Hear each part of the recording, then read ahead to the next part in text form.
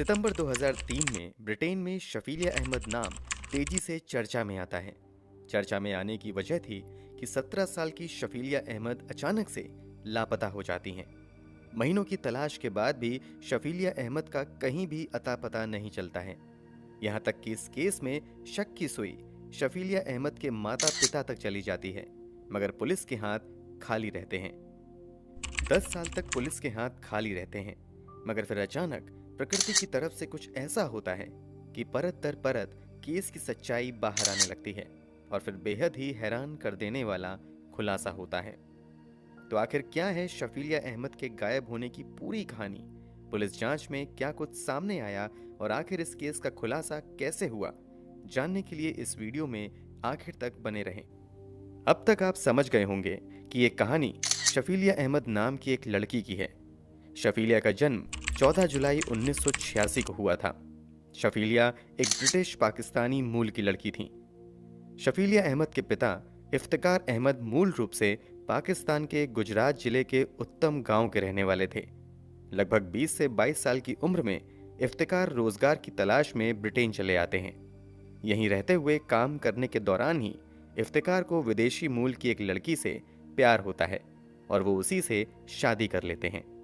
बहुत जल्द इफ्तिकार एक बच्चे का पिता भी बन जाता है, मगर जब वो वापस पाकिस्तान जाता है और अपनी शादी के बारे में घर वालों को बताता है तो घर वाले इस शादी को मानने से इनकार कर देते हैं।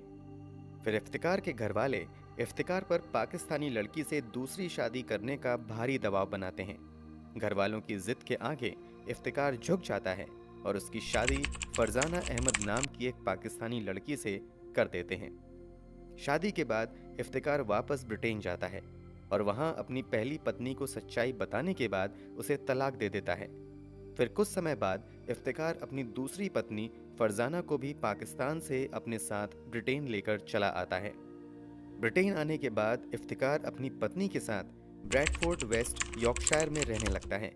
यहीं रहते हुए 14 जुलाई 1986 को शफीलिया अहमद का जन्म होता है। शफीलिया की जन्म के बाद ये दोनों पुरानी जगह को छोड़कर वेरिंगटन में रहने चले आते हैं। यहाँ से शफीलिया अहमद की पढ़ाई लिखाई शुरू होती है। इस बीच इफ्तिकार का परिवार भी बड़ा होता है और घर में 2 और बेटियों का जन्म होता है। वैसे तो ये परिवार ब्रिटेन में ही रहता है, मगर छुट्टी के दिनों में अक्सर इफ्तिकार अपने सभी बच्चों और पत्नी को लेकर पाकिस्तान अपने घर आता था। बात 2003 की है। अब तक शफीलिया अहमद की उम्र 17 साल हो चुकी थी और वो कानून की पढ़ाई कर रही थी। इसका सपना वकील बनने का था। जब शफीलिया और दूसरे बच्चों की छुट्टी होती है तो 18 फरवरी 2003 को शफीलिया अपने परिवार वालों के साथ पाकिस्तान वापस आती हैं। पाकिस्तान ट्रिप के दौरान ये परिवार एक पारिवारिक शादी समारोह में भी शामिल होता है। इस शादी के कुछ ही दिनों बाद शफीलिया अहमद के साथ एक बड़ा हादसा होता है। दरअसल वो गलती से फिनाइल पी लेती हैं। इस कारण उसका गला पूरी तरीके से जल जाता है। शुरू में कहा जाता है कि शफीलिया अहमद पर उसके माता पिता ने एक पाकिस्तानी लड़के से शादी करने का दबाव बनाया था। इसी कारण जान देने के लिए शफीलिया ने फिनाइल पी ली, मगर बाद में माता पिता दावा करते हैं कि दरअसल जिस बोतल में अमूमन पानी रखा होता था, उसी एक पुरानी बोतल में घर की साफ सफाई के लिए किसी ने फिनाइल रख दी थी। रात के अंधेरे में शफीलिया को समझ नहीं आता है कि वो फिनाइल है और वो पानी समझकर उसे पी लेती है। इस गलती की वजह से शफीलिया अहमद को बहुत तकलीफ उठानी पड़ती है। उसे पाकिस्तान में ही एक अस्पताल में भर्ती करवाया जाता है। क्योंकि शफीलिया अहमद की इंजरी बहुत ज़्यादा थी, इसलिए उसे लंबे समय तक अस्पताल में रहना पड़ता है। इस बीच परिवार के दूसरे सदस्यों की छुट्टी खत्म हो जाती है और वापसी का दिन करीब आ जाता है। इस कारण इफ्तिकार अपने 2 बच्चों और पत्नी को लेकर वापस ब्रिटेन चले आते हैं, जबकि शफीलिया अहमद इलाज के लिए पाकिस्तान में ही रुकी रहती हैं। हालांकि कुछ ही दिनों बाद इफ्तिकार शफीलिया अहमद की भी वापसी का इंतजाम करता है और फिर 27 मई 2003 को शफीलिया वापस ब्रिटेन आ जाती है। यहाँ एयरपोर्ट से ही एम्बुलेंस के जरिए शफीलिया को सीधे इलाज के लिए एक अस्पताल में एडमिट करवा दिया जाता है। कई महीनों के इलाज के बाद शफीलिया अहमद का गला काफ़ी हद तक ठीक हो जाता है और फिर से वो कॉलेज ज्वाइन कर लेती हैं। पढ़ाई के साथ साथ पार्ट टाइम जॉब भी शुरू कर देती हैं। यहाँ तक शफीलिया अहमद को कोई जानता भी नहीं था, मगर 18 सितंबर 2003 को शफीलिया अहमद के एक कॉलेज टीचर नोटिस करते हैं कि पिछले एक हफ्ते से शफीलिया अहमद कॉलेज नहीं आ रही हैं। शफीलिया अहमद को फ़ोन करने की भी कोशिश की जाती है, मगर उससे कांटेक्ट नहीं हो पाता है। इस बारे में जब शफीलिया के माता पिता से पूछा जाता है तो वो लोग भी बताते हैं कि शफीलिया अहमद पिछले एक हफ्ते से घर नहीं आई हैं। बेटी एक हफ्ते से घर से गायब है और इस बारे में माता पिता ने अब तक पुलिस में कंप्लेंट दर्ज नहीं करवाई थी। इस कारण शफीलिया के टीचर को सब कुछ नॉर्मल नहीं लगता है और वो तुरंत पुलिस को इस बात की जानकारी दे देते हैं। मामला दर्ज करते ही पुलिस की एक टीम जांच पड़ताल के लिए शफीलिया के घर आती है और माता पिता से ही पूछताछ की शुरुआत होती है। शफीलिया अहमद के माता पिता बताते हैं कि 11 सितंबर 2003 को आखिरी बार उन्होंने शफीलिया अहमद को अपने घर देखा था। उसके बाद से वो नजर नहीं आई है। इस पर पुलिस वाले कहते हैं कि जब आपकी बेटी एक हफ्ते से गायब है तो आपने अब तक पुलिस में शिकायत दर्ज क्यों नहीं करवाई। इस पर शफीलिया अहमद के माता पिता जवाब देते हैं कि ऐसा पहली बार नहीं है जब शफीलिया अहमद घर से गायब हुई है, बल्कि ऐसा पहले भी कई बार उसके साथ हो चुका है। इस बात की पुष्टि के लिए जब पुलिस रिकॉर्ड की जांच करती है तो पता चलता है कि वास्तव में पहले भी शफीलिया कई बार घर से गायब हो चुकी हैं। पहली बार तो जब शफीलिया अहमद की उम्र महज 12 साल थी, तभी वो 10 मार्च 1998 को अपनी छोटी बहन के साथ घर से गायब हो गई थी। शफीलिया के माता पिता ने दोनों बहनों की मिसिंग रिपोर्ट भी तब पुलिस में दर्ज करवाई थी। हालांकि तब शफीलिया शाम होते होते घर वापस आ गई थी। रिकॉर्ड्स के मुताबिक दूसरी बार शफीलिया अहमद 25 नवंबर 2002 को घर से भाग गई थी। तब भी इफ्तिकार अहमद अपनी बेटी की मिसिंग रिपोर्ट दर्ज करवाते हैं। काफी खोजबीन के बाद पुलिस को शफीलिया अहमद एक पार्क में बैठी हुई मिलती हैं। पुलिस रिकॉर्ड्स के मुताबिक तीसरी बार शफीलिया अहमद 3 फरवरी 2003 को अपने एक दोस्त के साथ घर छोड़कर भागी थी। इस बार शफीलिया अहमद 2 दिनों तक घर वापस नहीं आती हैं और फिर 5 फरवरी 2003 को शफीलिया अहमद अनाथ लोगों के लिए बनाए गए सेफ हाउस में चली जाती हैं। वहां जाकर अपने माता पिता के खिलाफ घरेलू हिंसा और मानसिक उत्पीड़न की रिपोर्ट दर्ज करवाती हैं। रिपोर्ट दर्ज होने के बाद पुलिस वाले शफीलिया अहमद और उसके माता पिता से बात करते हैं और फिर सब कुछ क्लियर होने के बाद शफीलिया अहमद वापस अपने पिता के घर चली जाती हैं। इसी के बाद 18 फरवरी 2003 को शफीलिया अहमद अपने 2 बहनों और माता पिता के साथ फैमिली फंक्शन के लिए पाकिस्तान जाती हैं और वहां से वापस आने के कुछ ही दिनों बाद गायब हो जाती हैं। चूंकि माता पिता के बयान के बाद और पुलिस रिकॉर्ड से ये साबित हो जाता है कि शफीलिया अहमद पहले भी कई बार घर छोड़कर भाग चुकी हैं, इसलिए पुलिस वालों को लगता है कि शायद इस बार भी अपनी मर्जी से ही शफीलिया कहीं भाग गई होंगी। इसलिए पुलिस तो अपनी जांच जारी रखती ही है, साथ ही उन संभावित जगहों का भी पता लगाने में जुट जाती है जहां शफीलिया अहमद जा सकती थीं, मगर कहीं से भी शफीलिया का अता पता नहीं चलता है। शफीलिया अहमद के पहले भी घर छोड़कर भागने के इतिहास की वजह से पुलिस जांच में थोड़ी सुस्ती दिखाती है। कुछ स्थानीय मीडिया वाले पुलिस की सुस्ती को मुद्दा बनाना शुरू कर देते हैं। इसका असर ये होता है कि स्थानीय स्तर पर ही शफीलिया अहमद को खोजने की मांग होने लगती है। अब पुलिस धीरे धीरे अपनी जांच आगे बढ़ाती है तो शफीलिया के घर से पुलिस वालों को शफीलिया की लिखी हुई बहुत सारी कविताएं और लेख मिलते हैं। इन कविताओं से पता चलता है कि वो अपने घर के माहौल से खुश नहीं थी।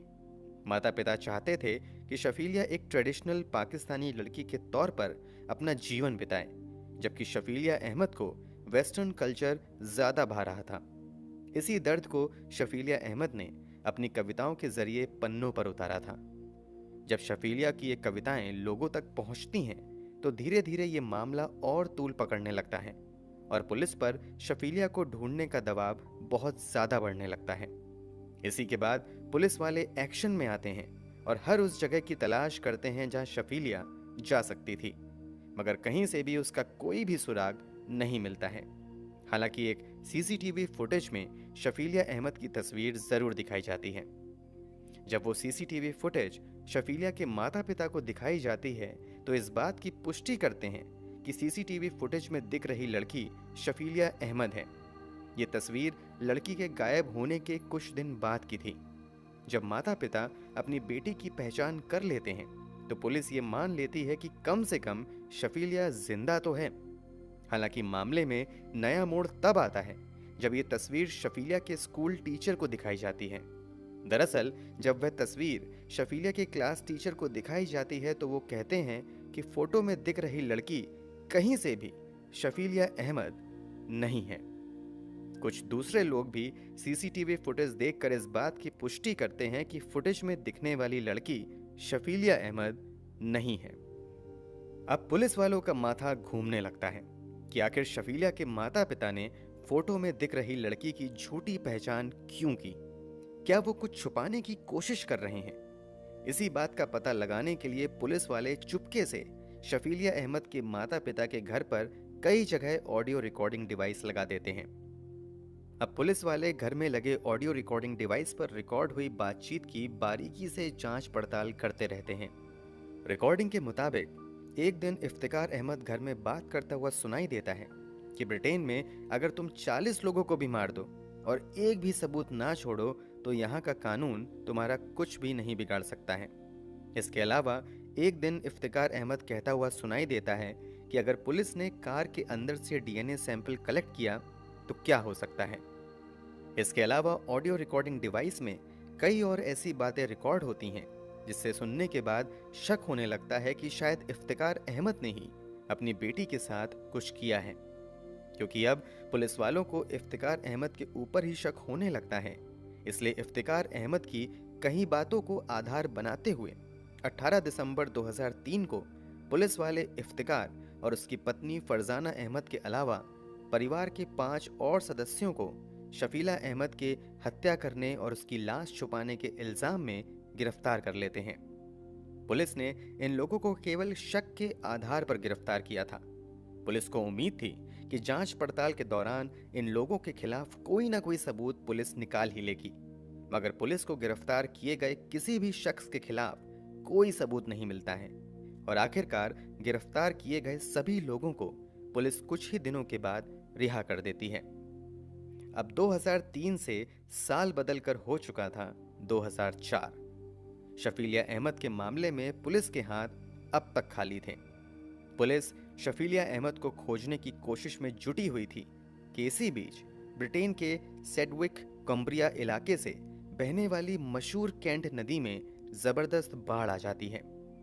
जब बाढ़ का पानी उतरता है तो इलाके में राहत बचाव के काम में लगे 3 लोगों को इस नदी के किनारे एक लड़की की सड़ी गली लाश मिलती है।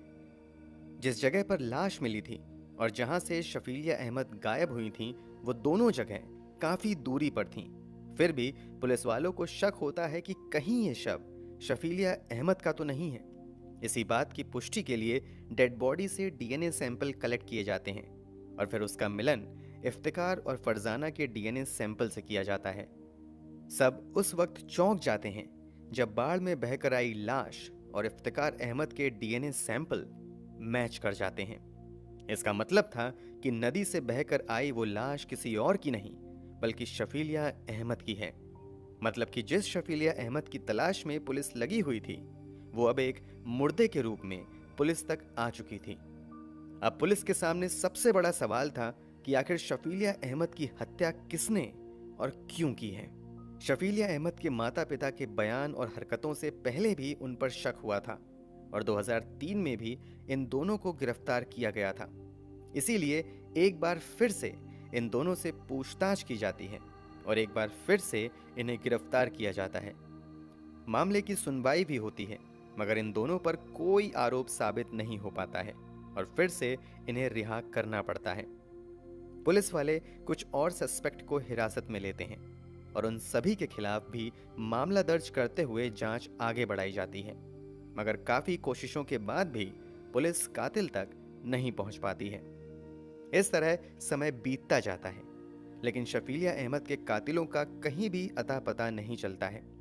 धीरे धीरे लोग शफीलिया अहमद को भी भुलाने लगते हैं और इस केस की चर्चा भी बंद होने लगती है।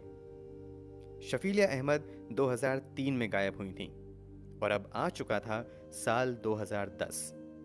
शफीलिया अहमद की मृत्यु को अब 7 साल हो चुके थे। इफ्तिकार अहमद भी अपने काम में लगे हुए थे और बची हुई दोनों बेटियां भी पढ़ाई लिखाई में लगी हुई थीं। परिवार बड़ी बेटी के खोने के गम से लगभग उभर चुका था और सभी अपने अपने नॉर्मल लाइफ में वापस आ चुके थे। तभी 25 अगस्त 2010 को इफ्तिकार अहमद के घर पर बड़ी चोरी होती है। अब तक इफ्तिकार अहमद का परिवार इलाके में अपनी बेटी के गायब होने की वजह से काफ़ी मशहूर हो चुका था।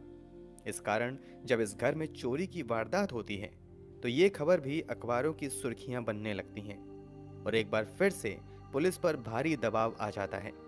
पुलिस वाले भी ईमानदारी से काम करते हुए जल्द से जल्द चोर की तलाश में लग जाती है। कई दिनों की मेहनत के बाद पुलिस वाले एक ऐसा खुलासा करते हैं जिससे हर कोई शॉक्ड रह जाता है। पुलिस वाले घर में चोरी के आरोप में किसी और को नहीं बल्कि इफ्तिकार अहमद की बेटी अलीशा अहमद को ही गिरफ्तार करते हैं। अलीशा शफीलिया की छोटी बहन थी। अलीशा के मुताबिक घर से उसे उतने पैसे नहीं मिलते थे जितने पैसे वो मांगती थी। इसी कारण उसने अपने पिता के घर पर चोरी करवाई।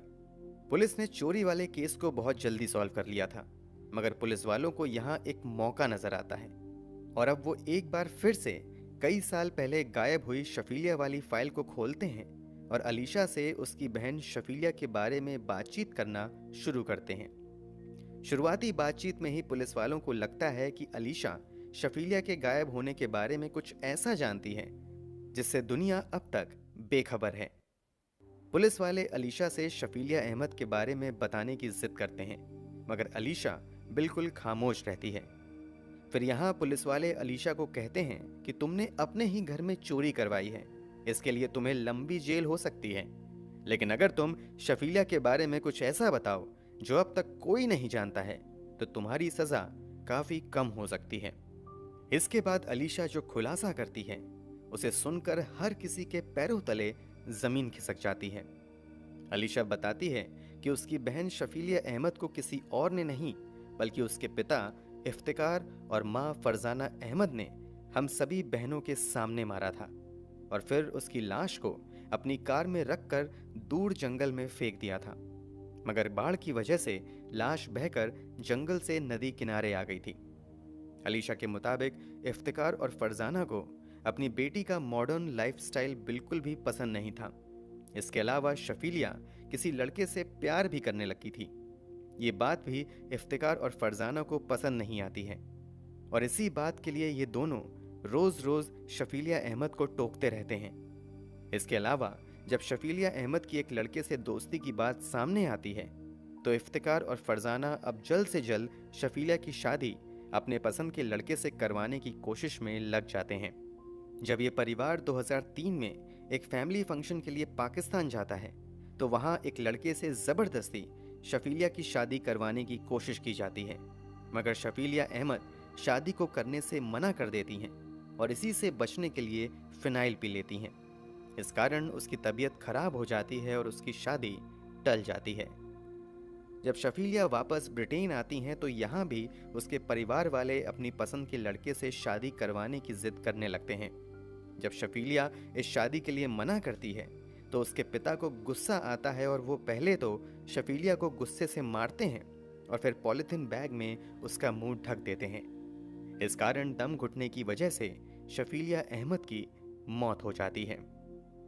इस खुलासे के तुरंत बाद अलीशा शफीलिया अहमद वाले मामले में सरकारी गवाह बन जाती हैं। बदले में उसे चोरी वाले मामले में कम से कम सजा का भरोसा दिलवाया जाता है।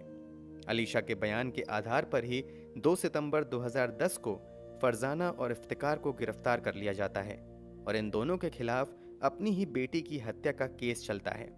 गिरफ्तारी के कुछ महीनों तक ये दोनों जेल में रहते हैं, लेकिन लगभग 1 साल बाद 15 सितंबर 2011 को इन दोनों को मैनचेस्टर क्राउन कोर्ट से बेल मिल जाती है।